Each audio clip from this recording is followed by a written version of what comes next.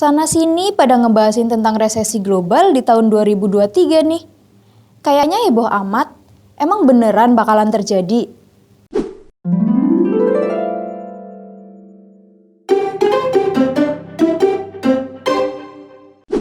Belakangan ini ada banyak informasi yang membahas tahun 2023 nanti bakalan terjadi resesi global. Apaan sih resesi itu? Secara sederhana, resesi dapat diartikan dengan suatu kondisi di mana perekonomian suatu negara sedang memburuk.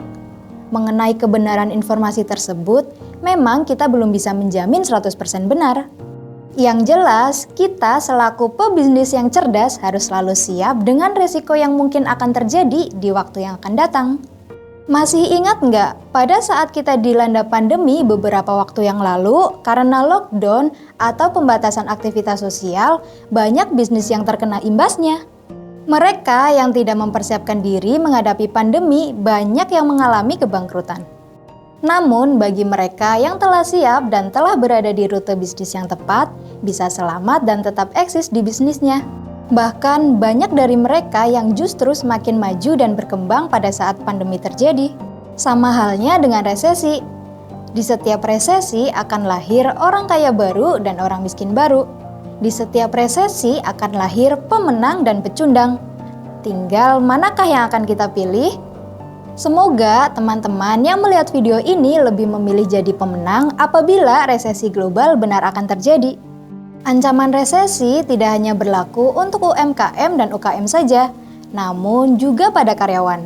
Pemutusan hubungan kerja diperkirakan juga akan terjadi di tahun 2023. Jangan sampai kita telat sadar seperti pada saat pandemi beberapa waktu yang lalu. Kita menyangka kita kuat. Bahkan ada pendapat bahwa COVID-19 tidak akan masuk ke Indonesia saat itu. Tapi ternyata, masuk juga tuh pandemi ke Indonesia. Lalu, apa yang harus kita lakukan sekarang? Yang pertama, tetaplah bersikap tenang. Yang kita maksud bukan berarti cuek ya teman-teman, lebih tepatnya agar kita bisa berpikir secara jernih.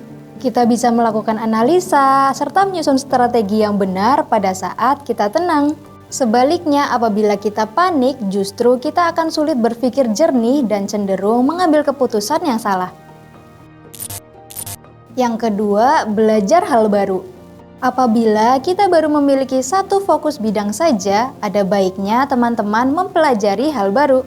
Atau yang paling sederhana adalah mengembangkan dan memperluas jangkauan pemasarannya.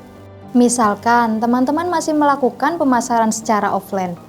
Setidaknya mulailah belajar tentang pemasaran secara online, supaya jangkauan pemasarannya bisa jauh lebih luas dan bahkan bisa menjangkau hingga pelosok Indonesia atau bahkan dunia sekalipun.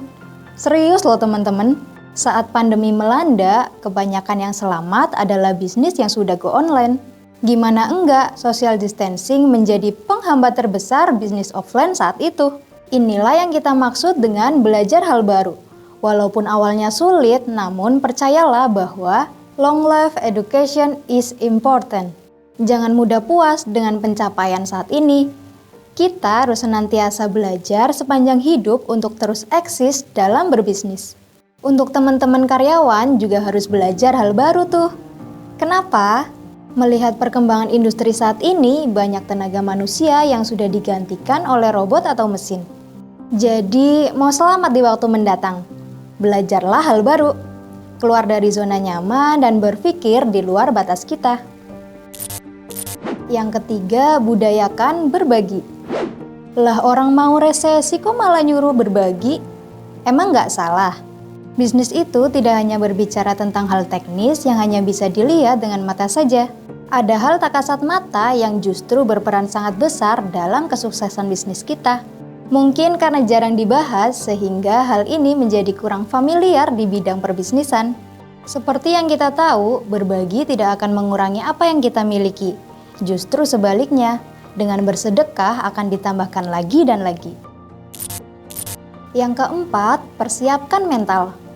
Saat waktunya tiba, entah resesi ini benar terjadi atau tidak, kita harus tetap menyiapkan mental. Pebisnis yang tangguh tidak menyerah pada keadaan. Ketika ada masalah, temukan celahnya, kalau perlu, persiapkan beberapa rencana sekaligus. Ketika satu rencana gagal, setidaknya kita masih punya rencana cadangan kan? Tidak bermaksud untuk menakut-nakuti. Terjadi atau tidaknya resesi, siap atau tidak siap, kita harus siap. Jangan sampai telat sadar seperti saat pandemi. Hancurkan mental block yang menghalangi kita, karena bisa membuat kita semakin terpuruk sehingga tidak mau mendengar dan melihat informasi yang ada. Oke, sekian video kali ini. Jangan lupa klik like dan subscribe channel ini biar kamu nggak ketinggalan konten selanjutnya. Maju terus UKM Indonesia. Dadah!